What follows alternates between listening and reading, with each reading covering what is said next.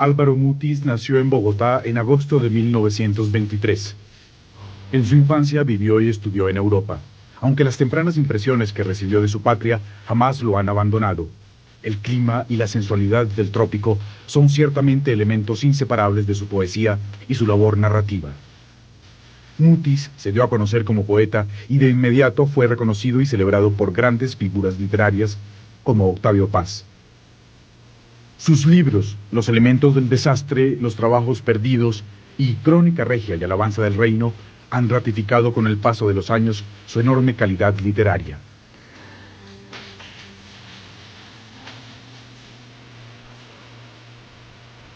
Usted es también tolimense y en su obra hay una reminiscencia nostálgica permanente por todo lo que significa su terruño, es algo que aflora a cada paso. Cuénteme, ¿cómo siente usted a Colombia aquí, en México, donde ha vivido tanto tiempo?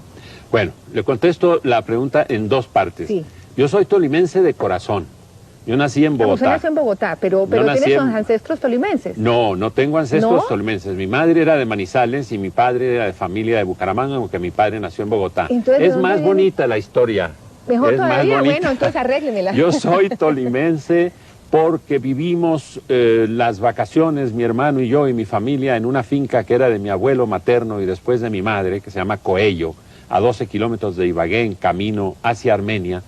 Allí viví el paraíso.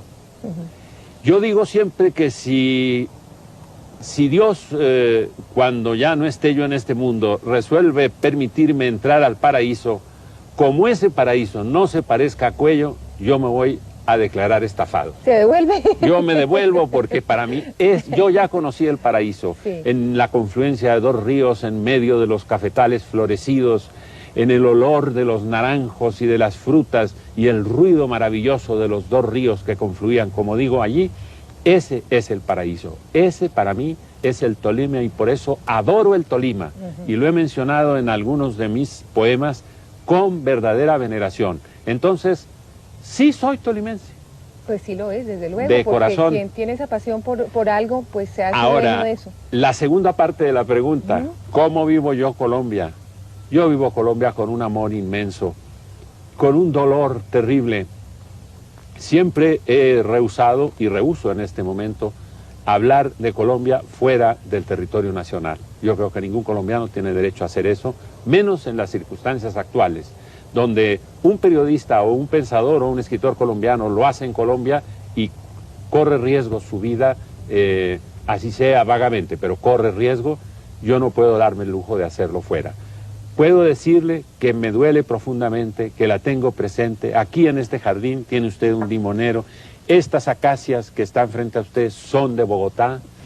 Tiene un brevo, al fondo tiene una mora y aquí están estos plátanos maravillosos que me están recordando, si fuera necesario, que no lo es, ese paisaje maravilloso y esa tierra que quiero tanto. Voy mucho a Colombia, sí, eso es verdad. 2, 3 veces al año, además porque tengo amigos entrañables en Colombia. Entonces sí, me duele Colombia, me duele profundamente.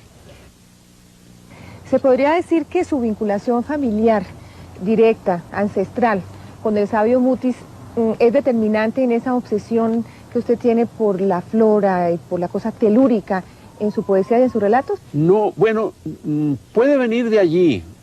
Yo desciendo directamente de don Manuel Mutis, hermano de don José Celestino. Don José Celestino vino a la Nueva Granada para hacer la expedición botánica, cumpliendo un decreto real de Carlos III, y resolvió traer a su hermano Manuel para que le ayudara en las labores ya de recolección y de trabajos muy duros de la expedición. De don Manuel descendemos todos los Mutis que vivimos en Colombia y en América Latina, sobre todo en Colombia y sobre todo en Santander. Sí quedó en mi familia y en la rama paterna una veneración por las plantas, por la botánica. Pero acuérdese también que yo después de Mutis soy Jaramillo, desciendo de cultivadores de café. Además, toda mi familia, de parte de padre y de parte de madre, han sido gente de hacienda, han sido hacendados. De parte de mi padre, tanto los Mutis, que tuvieron haciendas y todavía hay haciendas de los Mutis en Santander, como de parte de mi abuela, los Dávila, que tienen hasta cría de toros bravos, tuvo mi tío Santiago Dávila, que todavía vive. y los Jaramillo también, todos gente de hacienda. En Bogotá solo nacimos mi padre y yo. Mi madre nació en una finca cerca de Neira. Ella decía que había nacido en Manizales porque le daba pena. Bueno, pues aquí he tratado de reunir las plantas que me recuerdan a Colombia y que al mismo tiempo pues son también muy mexicanas. Este es el que llamamos los colombianos siete cueros, un nombre muy feo. Tiene otros nombres mucho más bellos que en este momento se me han olvidado. Estos son los plátanos de tierra caliente. Esto para mí, el tocarlo es ya un milagro. La tersura de esta hoja. Estos son los plátanos que había, desde luego, en la finca de Cuello, ese paraíso del que les hablé y de donde toda mi poesía ha ido manando y ha ido naciendo. Esta es la curuba, que no se me ha dado la curuba, porque parece que tiene que tenerse una planta macho y una planta hembra. Yo no sé si esta es hembra o macho, pero en todo caso no me da curubas. El día que yo haga curubas y tenga aquí que el jugo de curuba, seré absolutamente feliz. Aquí están las brevas, están todavía algunas de ellas maduras, que desde luego recuerdan siempre cualquier solar de Bogotá y en general de Colombia, pero para mí los solares bogotanos con su brevo eran así un recuerdo indispensable. Aquí está enterrado un gato que quise mucho, que se llamaba Michín. Murió de leucemia felina y era un gato de una belleza extraordinaria, muy inteligente. Aquí le tenemos sus flores y ahí descansa tranquilo. Este árbol era un bonsái y una amiga mía lo liberó, le quitó todos esos alambres que apresan a los bonsái y lo dejó crecer.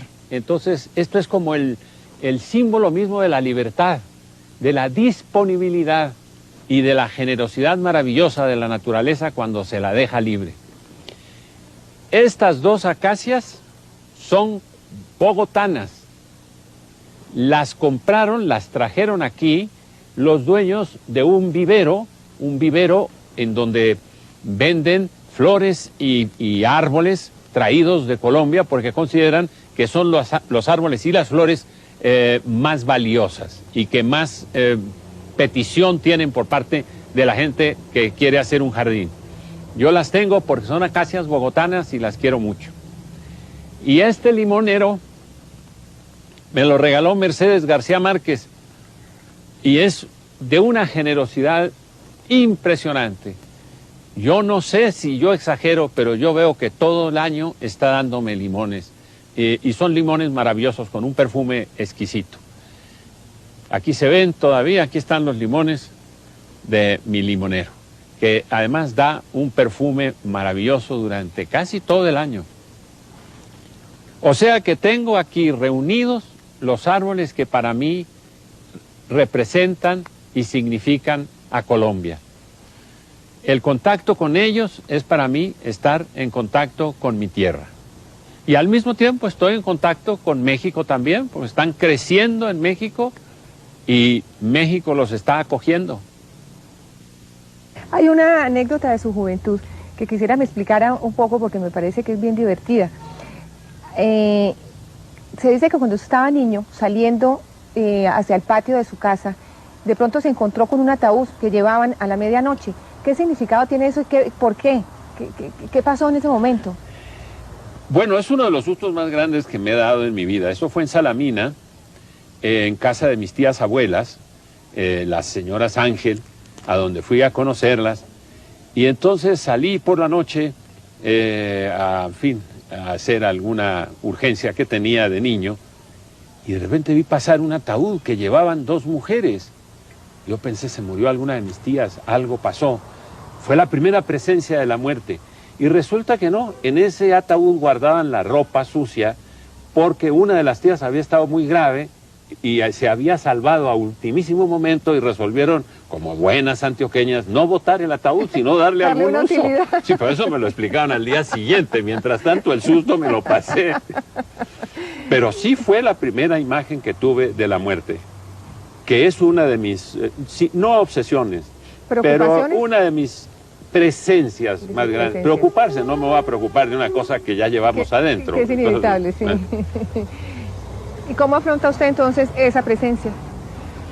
Escribiendo sobre ella y tratando de saber cómo es, porque usted ha pensado alguna vez en una cosa de una simpleza tal que yo no sé cómo no se ha dicho mucho más, yo no la he leído nunca. De lo único que nosotros no sabemos absolutamente nada es de la muerte. Se sabe de todo, la ciencia avanza, sabemos una cantidad de cosas, muchas de ellas a mi juicio inútiles. De la muerte no sabemos nada porque nadie ha regresado a contarnos qué experiencia es esa. Entonces, al mismo tiempo que siento que es inútil hablar de ella, siempre es bueno irla invocando y mencionando en los poemas y en las novelas, que la menciono mucho, como para mantenerla, si no a distancia, por lo menos controlada. Sí. Morologia es un lamento o treno que cantan las mujeres del Peloponeso alrededor del féretro o la tumba del difunto. Un cardo amargo se demora para siempre en tu garganta, oh detenido. Pesado cada uno de tus asuntos, no perteneces ya a lo que tu interés y vigilia reclamaban. Ahora inauguras la fresca cal de tus nuevas vestiduras, ahora estorbas, oh detenido. Voy a enumerarte algunas de las especies de tu nuevo reino, desde donde no oyes a los tuyos deglutir tu muerte y hacer memoria melosa de tus intemperancias. Voy a decirte algunas de las cosas que cambiarán para ti, oh yerto sin mirada. Tus ojos te serán dos túneles de viento fétido, quieto, fácil, incoloro. Tu boca moverá pausadamente la mueca de su desleimiento. Tus brazos no conocerán más la tierra y reposarán en cruz, vanos instrumentos solícitos a la carie acre que los invade. ¡Ay, desterrado! Aquí terminan todas tus sorpresas, tus ruidosos asombros de idiota. Tu voz se hará del callado rastreo de muchas y diminutas bestias de color pardo, de suaves derrumbamientos de materia polvosa ya y elevada en pequeños túmulos que remedan tu estatura y que sostiene el aire sigiloso y ácido de los sepulcros. Su papá, que murió muy joven, era un joven diplomático en Bélgica y admiraba a Víctor Hugo y a Napoleón, de quien usted se ha confesado también, pues, admirador irredento y furioso. ¿De ahí le viene su pasión y su admiración por los húsares? Exactamente. Y quiero aclarar que mi admiración por Napoleón tiene sus límites. Me interesa muchísimo el joven Napoleón, el hombre de las campañas de Italia, y el joven que llega a ser primer cónsul. El Napoleón que se hace emperador me parece un usurpador y realmente lo que en Francia se llama un parvenu, un recién venido. Y esto no tiene calificación ninguna y es un ridículo brutal el que hizo toda esa familia. Ahora, la juventud de Napoleón es deslumbrante, pero lo que me interesa es la época. Sí. Y por eso me interesan los húsares. Este hombre, a los 29 años, revuelve toda Europa, sus ejércitos recorren toda Europa como quien recorre una finca que fuera de ellos, con una soltura, con una gallardía, con una facilidad que nunca más se volvió a ver. Las guerras se volvieron después muy sórdidas, muy horribles, muy mecánicas. Entonces de allí viene mi entusiasmo y mi admiración por los húsares, y uno de mis primeros poemas en Los elementos del desastre es la historia de un húsar al que se lo come el trópico. Sí. Bueno, siguiendo un poquito con esta línea de su padre, que murió tan joven, ¿significó para usted algo muy importante en su vida, en su obra, que hubiera muerto tan joven? Fue muy grave para mí la muerte de mi padre, porque yo tenía casi 9 años cuando murió mi padre, que murió muy joven, de 33 años. Es una de las carreras más brillantes que ha habido en Colombia. Él fue secretario de la presidencia, decán de presidentes cuando tenía 19 años. Un hombre que manejaba varios idiomas, era un aficionado enorme también como yo a la historia. y me dejó ciertas normas, ciertos gestos, ciertos mensajes secretos que uno después, pasados los años, va descubriendo de dónde vinieron. Aunque uno pensó de niño, no, yo nunca lo olvido y tengo su imagen muy, muy presente. Pero estos mensajes siempre pasan de subconsciente a subconsciente. Decía Marcel Proust que lo más importante, lo único que importa en nuestra vida es lo que nos sucedió entre los 8 y los 12 años. El resto es pura rutina y pura continuar remascando cosas y tratando de mantener esa maravilla de la niñez. Entonces sí, la presencia de mi padre ha sido y es muy importante, y la pérdida muy, muy grave. Lo reemplazó mi madre con una alegría, con un goce de la vida, con una disponibilidad para la vida, que también es una gran lección que he tenido. Y que heredó usted, ¿no? Y que espero haber heredado, no me toca a mí decirlo. Sí. Maestro, hablemos un poquito ahora de Conrad, que para usted ha sido tan importante, porque usted ha dicho que fue una de sus primeras lecturas y que lo influyó mucho. De ahí proviene pues Macrol y toda aquella fascinación suya por el mar, por la aventura, por la fuga, por todo aquello que representa Macrol. Hábleme un poquito de eso. Eso es cierto, la lectura de Conrad fue para mí un deslumbramiento, pero siempre tengo que explicar por qué. Porque en los libros de Conrad encontré de nuevo una experiencia que de niño yo había tenido común y corriente para mí, que era los viajes desde Bélgica hasta Colombia en las vacaciones, en los barcos de entonces, que duraban mucho más tiempo que ahora, la vida en el barco, esa vida irresponsable, esa disponibilidad maravillosa que da el viajar en barco, ese tiempo que se nos ofrece gratis, espléndido. Después la llegada al trópico, sobre todo a Buenaventura, este trópico brutal, confuso, empobrecido y al mismo tiempo magnífico. Cuando leí ya mayor Conrad, dije, pero si esto es algo que yo he vivido. Ahora, Macrol viene realmente, para ser totalmente honesto, de Melville, el otro gran escritor que me ha influido muchísimo y que quiero inmensamente. Entiendo como influencia, desde luego, esta especie de paralelismo de mundos que salen del nuestro y se encuentran con uno gemelo, y entonces dice uno, vale la pena, este mundo vale la pena, este mundo está cargado de prodigios que ya en este hombre, que yo admiro tanto, se realizaron. El hombre que narra Moby Dick es un gaviero, y el nombre Macrol, bueno, ya hablaremos de eso si usted quiere más tarde, pero sí, Conrad para mí sigue siendo además una figura extraordinaria. Él era polaco, hablaba y escribía un francés impecable, y se le ocurrió escribir en inglés, que era el idioma que peor hablaba, y que escribía muy bien, pero en una forma muy extraña, pero muy rica en sugerencias y en materia narrativa. Es una sorpresa el estilo de Conrad en inglés, es una maravilla.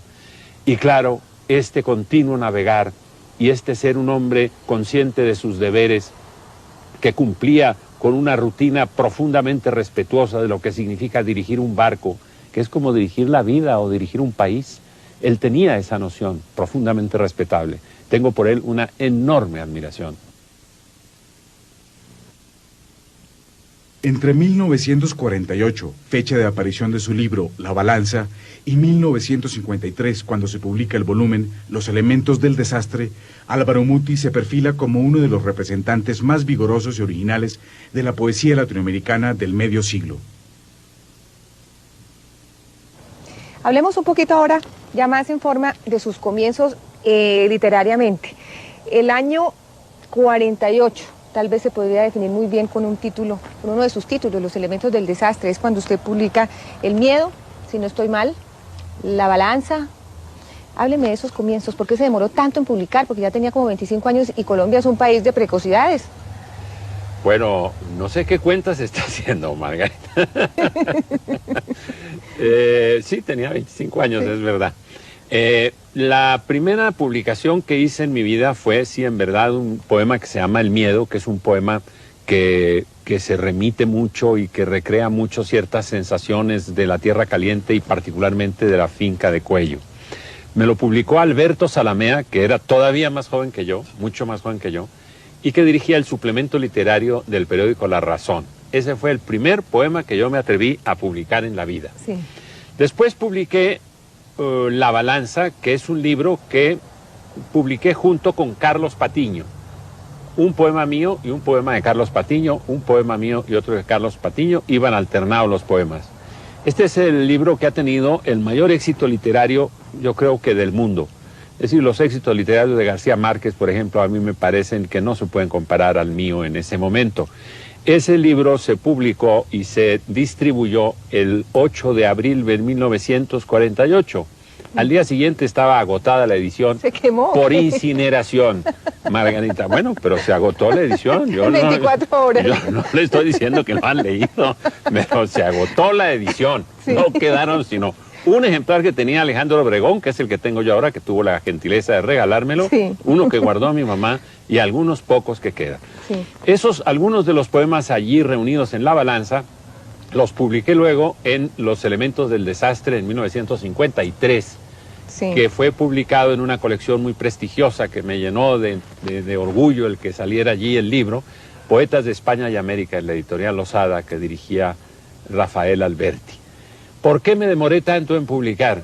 ¿Por qué me demoré tanto en escribir? No, pero yo creo que por pudor, porque usted había escrito mucho antes. Por una autocrítica terrible. Ahí vamos. Yo había escrito mucho y claro, con los modelos tan cerca y con un sentido de la crítica muy agudo, todo se iba a la canasta de la basura. Por fin, en verdad, quien le debo yo el coraje de el valor de haber publicado, es a Casimiro Eiger, mi gran amigo, mi gran formador en el sentido literario y muy personal también de la palabra, que desgraciadamente ya no está con nosotros, el hombre que a nuestra generación orientó con mayor generosidad y con mayor rigor. Entonces fue él el que me dijo un día: Alvarito, deje de estar guardando cosas en los cajones, que esas cosas se pudren y no dejan escribir. Ese es el consejo más sabio y que yo sigo dándole a los jóvenes siempre. No guarden en los cajones nada sirve para nada. O lo queman, como hice yo con la novela sobre Bolívar, o se publica. Sí. Entonces yo empecé a publicar y le debo, desde luego, a Eduardo Salamea Borda y a Jorge Salamea en la revista Crítica, que publicaba entonces. Estos dos primos hermanos fueron mis iniciadores en la función de aparecer ya con los poemas publicados en Colombia.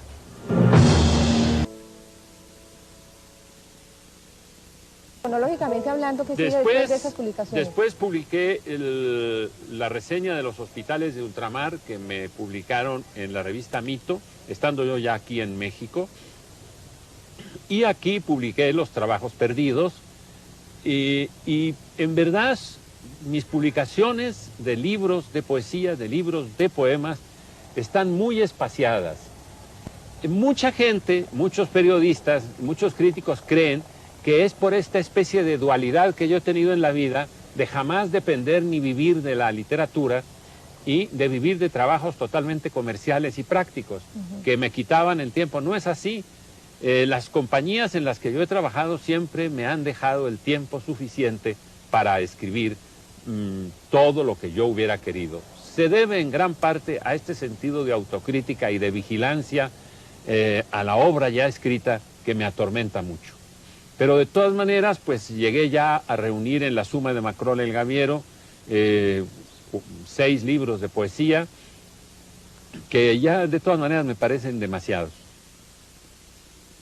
Viene luego esa experiencia dolorosa del diario de Lecumberri. ¿Cómo fue ese episodio amargo? Amargo, y yo me imagino que aleccionador de su vida. Bueno, mire, fueron 15 meses. Que parecieron 15 años, claro. Que parecieron 15 años, pero al mismo tiempo, qué curiosa es la memoria. Y en eso, mi querido Proust, cómo nos ha enseñado.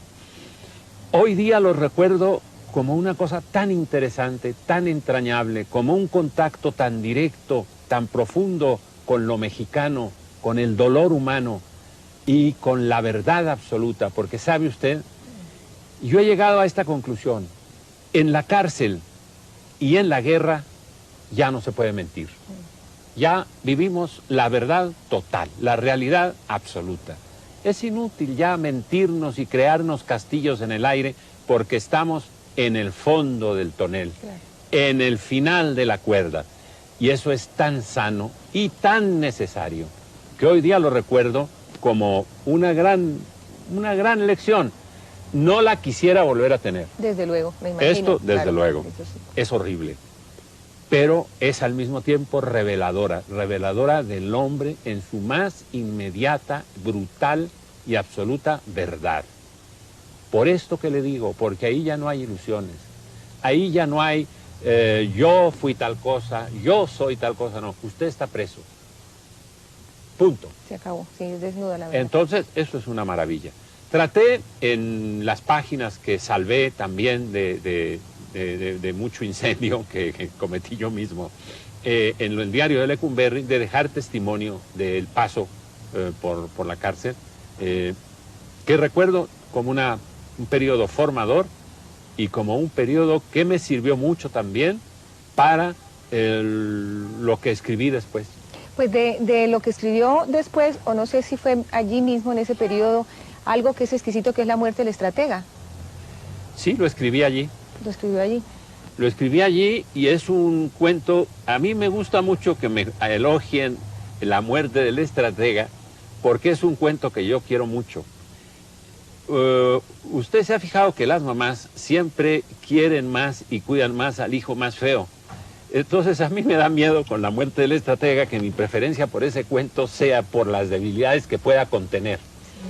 Pero en verdad es una historia que yo amo y que yo siento que en ella di lo más que yo puedo dar como escritor y como narrador. Y también con la cuota de poesía que quise poner allí y que espero que se note y que se sienta y que viva en esas páginas. Viene La muerte del estratega de mi interés por Bizancio, que es una de las grandes oportunidades que tuvo el mundo de ser absolutamente otra cosa, pero no nos centremos por ese mundo de la historia porque no tendríamos fin. Y la escribí adentro en la cárcel junto con 3 otros cuentos. Sharaya, Antes de que cante el gallo, y los mismos relatos de Lecumberri.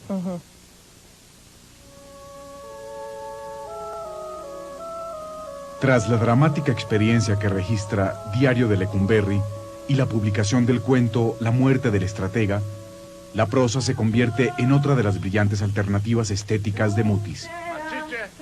En efecto, la aparición de la mansión de Araucaima pone de presente la ampliación del universo literario del autor colombiano a través de una historia que reconcilia su concepto sobre la tierra caliente y el carácter telúrico, sensual y tórrido de sus personajes femeninos. Uno de ellos, la Machiche, inaugura la volcánica dinastía de mujeres que se harán célebres en las páginas de sus novelas.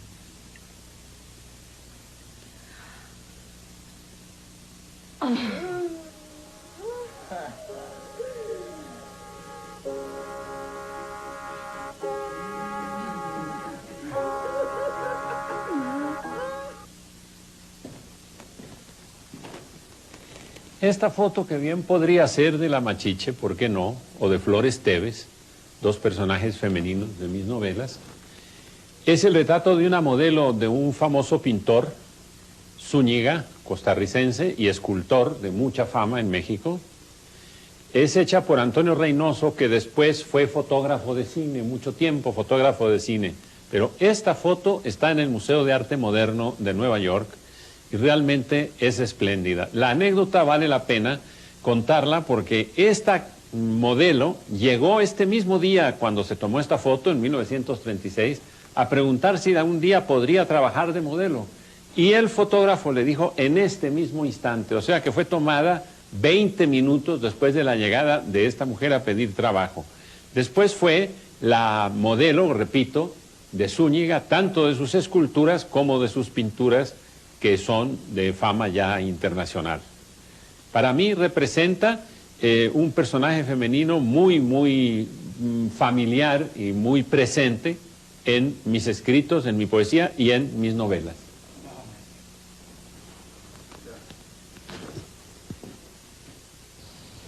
Hablemos ahora de Proust, que influye en una forma muy importante en usted a través de su obra realmente maravillosa, en la cual tal vez uno de los elementos más importantes es el rescate de la memoria.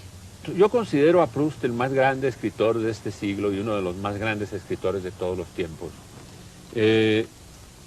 Decir por qué me parece esto sería entrar ya en una especie de clase de preceptiva literaria, sí, que es una de las cosas que más odio. Lo que es admirable en Proust es la lección que nos da de el uso de la memoria, que consiste en desconfiar profundamente de los mensajes y de las imágenes que nos trae la memoria y al mismo tiempo en descansar en ellos porque no tenemos más. Lo que nos pasó y eso es de lo que disponemos para contarle a los hombres nuestra palabra y lo que pensamos del destino común que tenemos con ellos. En eso Proust ha ido más lejos que nadie. Su vida es una vida profundamente interesante porque ese hombre que parecía un snob y un hombre dedicado a frecuentar los salones, cuya ascendencia judía le colocaba en la gran sociedad de la aristocracia francesa con una cierta marginalidad, este hombre secreto mientras tanto estaba destilando, viviendo, mirando, calculando profundamente, desde una cercanía impresionante, todas las debilidades humanas, todos los movimientos del alma, todos los cambios de carácter de los seres frente a otros seres y frente al mundo.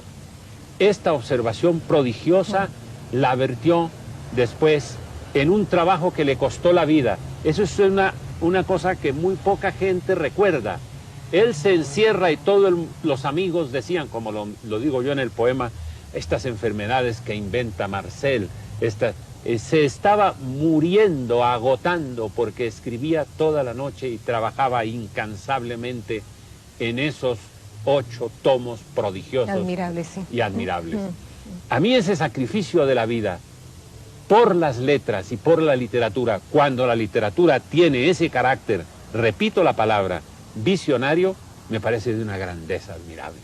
Hay una faceta en usted que no puedo dejar pasar y es la de su condición de amigo de sus amigos. Es tal vez una de las cosas que más destacan todos ellos en usted. Usted es de una generosidad sin límite con sus amigos. Yo quisiera preguntarle, ¿cómo conoció, en qué circunstancias, a García Márquez, que es tal vez uno de sus mejores amigos? Primero quite usted el tal vez. Bueno. Gabo es un ser que yo quiero profundamente, con el que me une una amistad que tiene ya más de 40 años, una amistad, siempre lo he dicho, una amistad no solo sin sombra, sino cada vez más rica y cada vez más conmovedora. ¿Cómo lo conocí? Es una historia que voy a tratar de contarle en forma corta, porque si no vamos a tomar el tiempo de los oyentes en forma un tanto abusiva.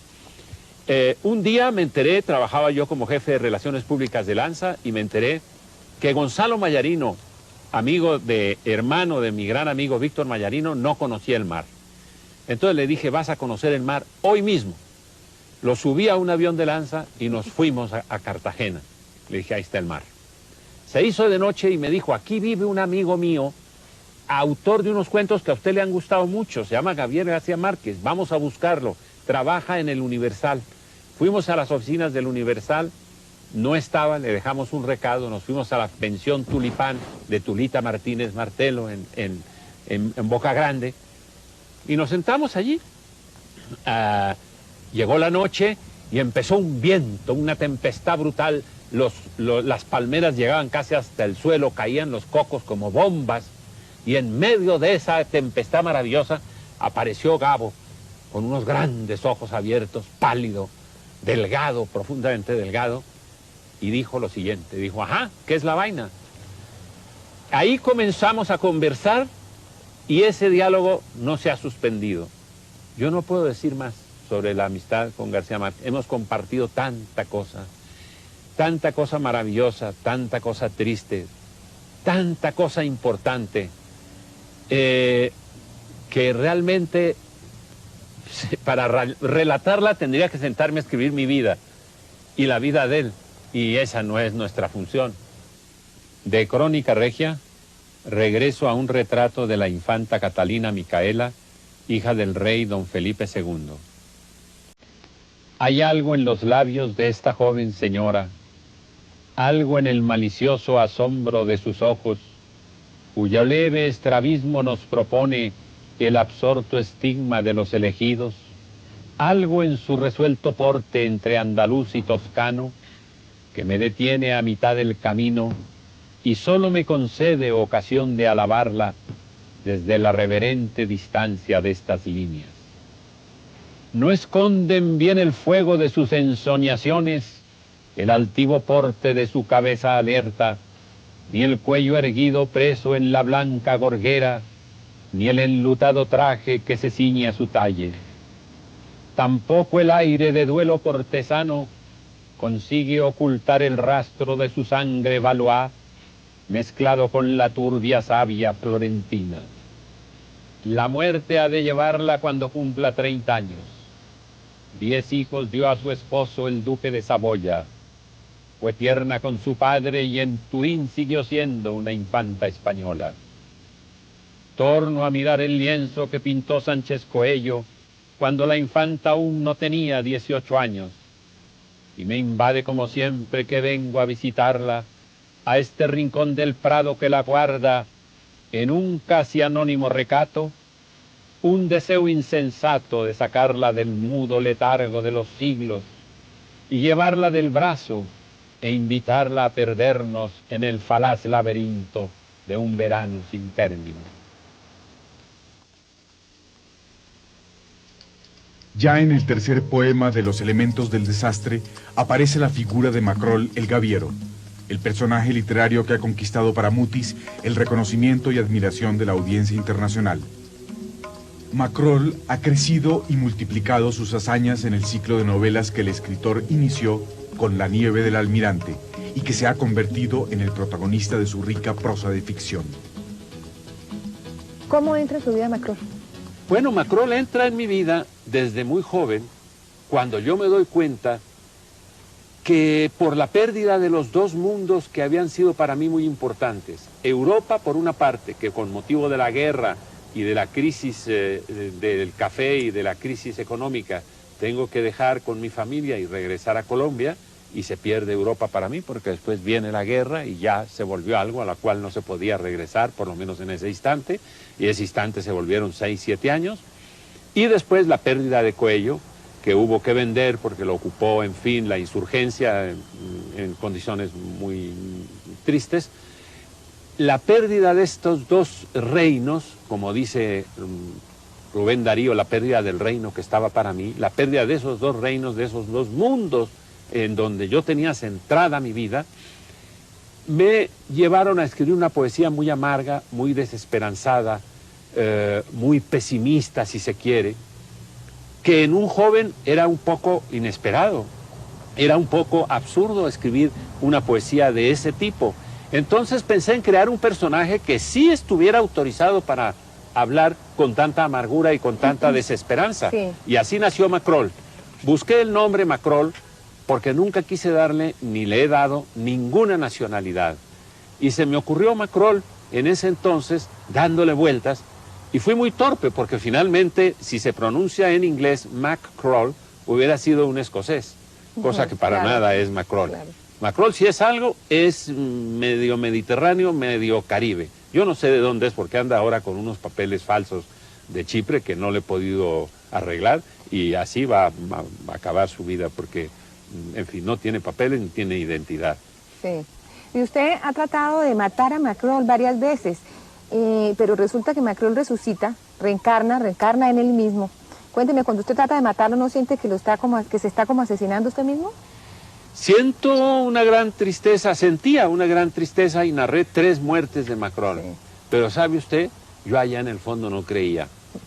Yo allá en el fondo sabía que él iba a volver a renacer y volver a aparecer. Pero de todas maneras la tentación de narrar su muerte, de alguien tan entrañable para mí, de alguien que durante mi trabajo de poeta fue mi alter ego. Ya en las novelas, las 6 novelas que he escrito sobre él, ya él no es mi alter ego y tiene algo de Álvaro Mutis, pero mucho más de Macrol mismo. Él ya tiene cuerpo, carne, pasado, presencia, tristezas, miserias, alegrías maravillosas que son de él, no son mías.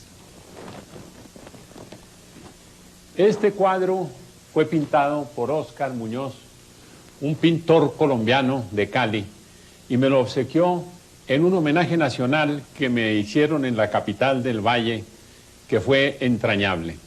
Está pintado sobre lámina para recordar un poco la cobertura de los planchones del Magdalena sobre los cuales hablo yo tanto. Es un retrato de Macrol el Gaviero. Es el único que existe hasta ahora. Está Macrol meditando sobre un capítulo de La nieve del almirante, mi primera novela, en donde piensa en su destino, en el doble destino que tenemos todos, que se divide entre lo que hicimos, lo que ya no tiene remedio, y lo que hubiéramos podido hacer y no hicimos. La esquina que no doblamos, el libro que no leímos, la mujer a la que no llamamos. Ahí está pensando Macrol en esa disyuntiva. Es un cuadro que yo quiero mucho. He tenido siempre el temor si no se va a ir destruyendo, se va a ir oxidando, pero si es así, pues así es la vida de todos nosotros, de manera que se cumple también un destino. ¿Qué lo decidió a introducir un personaje de carne y hueso en su novela de la mano de Macrol, como es su amigo Alejandro Obregón? ¿No le parece que es demasiada desmesura esos dos juntos de la mano por el mundo? Mire, esa es una barbaridad, pero es típica de Macrol. Yo no los presenté, ni yo serví de intermediario en ese encuentro que tuvieron en Cartagena, allá ellos. Sí. Lo que pasa es que se parecen en muchas cosas. Y Alejandro, que es un viejo y muy querido amigo, tiene adentro una fuerza, que no es una fuerza vital, es una fuerza mítica, mágica. Es la fuerza del creador de esos cuadros extraordinarios y de ese mundo completísimo que es la pintura de Obregón. Y entonces un día dije yo, pero ¿cómo es que no se han encontrado? ¿Cómo es que no se conocen estos dos personajes? Y claro, acabaron conociéndose. En una borrachera terrible estaban ahí tratando de asaltar a Macrol en Cartagena una noche, lo salvó Obregón, se hicieron amigos. Y mire, yo no soy responsable ya de ahí en adelante porque... Pero eso puede terminar en un cataclismo, usted lo sabe muy bien. Mire, ellos andan en unas andanzas, ahora se lo dije a Alejandro Obregón, allá tú con ese tipo, porque yo no soy responsable ya más de ustedes. Ya fueron a Kuala Lumpur, ya fueron a Java, se ponen unas borracheras brutales en Vancouver, fueron a parar a la policía. Yo no puedo seguir siendo la especie de patrón y de guía de este par de monstruos. Bueno. Lo onírico es algo muy importante en la poesía y en general en la literatura, pero yo creo que básicamente en la poesía. Usted ha confesado que siempre está soñando cosas y que sueña cosas horribles y tremendas que lo hacen en un momento dado de despertar y que en el momento de despertar ya como que no sabe distinguir entre la realidad y el sueño. ¿Es que no hay manera de hacer la dicotomía entre lo onírico y la vigilia? Sí hay manera de hacerlo, pero quien trabaje en algo como la poesía, bueno, no iba a decir la poesía o la novela, y la música y la pintura también, es aconsejable que no lo haga. Yo pienso que el mundo de los sueños es un mundo lleno de significados, de mensajes, sin llegar a interpretaciones psicoanalíticas que siempre me han parecido al contrario pobres, reductivas. Yo creo que los sueños son mucho más que eso. Los míos en general son terribles. Hay algunos que cuando me despierto sé que no podré contarlos porque mezclan tal horror y tales distorsiones de situaciones humanas que entran en lo diabólico. Pero hay que saberlos escuchar. Yo creo que los sueños, sin entrar en interpretaciones ni tratar de avanzar más de lo debido, hay que mantener ese material onírico flotante, presente, frecuentado, familiar, porque de ahí sale el material para la creación.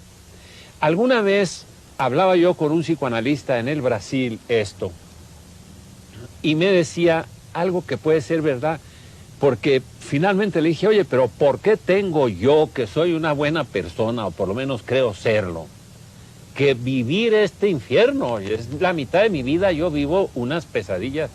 Y me dijo, eso es normal, yo creo, porque toda persona que tiene un proceso creativo, un proceso, quiero decir, que está en proceso de ir sacando de su interior imágenes, visiones, y convirtiéndolas en palabras, tiene que tener una especie de congestión, de sobreexcitación, de aumento enorme de campos y de imágenes y de condiciones especialísimas emocionales para estar listo para crear.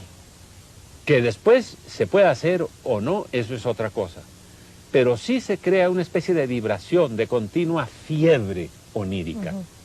Entonces yo siempre le aconsejo a los jóvenes con los que hablo que le tengan mucha vigilancia a los sueños, sin llegar tampoco a creer que el sueño mismo pueda ser materia literaria.